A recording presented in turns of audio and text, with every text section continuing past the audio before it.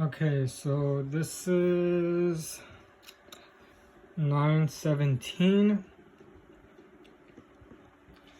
Ladies and gentlemen of the jury, you have been selected and sworn as the jury to try this case of the state of Florida versus Alice Newman.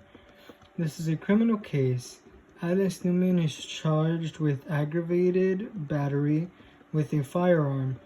The definition of these elements will be explained to you later, period. It is your solemn responsibility to determine if the state of Florida has proved its accusation beyond a reasonable doubt against Alice Newman. Your verdict must be based solely on the evidence or lack of evidence and the law.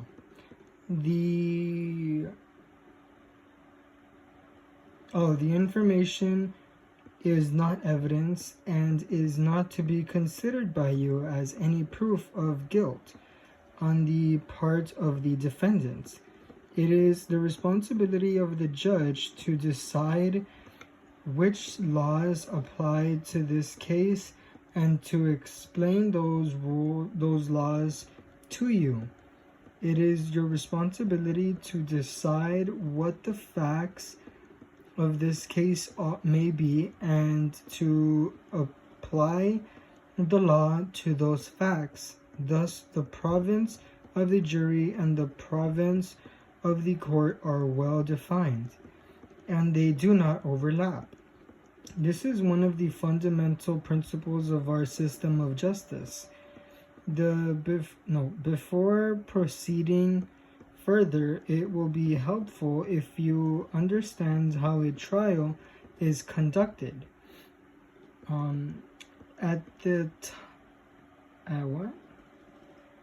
beginning of the trial, I don't think the "it's" supposed to be there. At the beginning of the trial, the attorneys will have an opportunity, if they wish, to make an opening statement. The opening statement gives each attorney a chance to tell you what evidence they believe will be presented during the trial. What the lawyers say is not evidence, and you are not to consider it as such. Following the opening statements, witnesses will be called to testify under oath. They will be this was supposed to be examined and cross-examined by the attorney. Documents.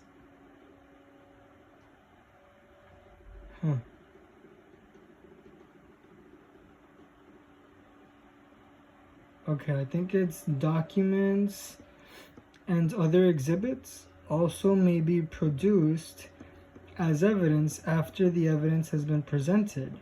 The attorneys will have an opportunity to make their final arguments. Following the arguments by the attorneys, the court will instruct you on the law applicable to the case. After the instructions are given, the alternate juror will be released, and you will then retire to consider your verdict. You should not form any definite or fixed opinion on the merits of the case until you have heard all the evidence, the arguments of lawyers, and the instructions on the law by the judge. Until that time, you should not discuss the case among yourselves. During the course of the trial, the court may take recesses during which you will be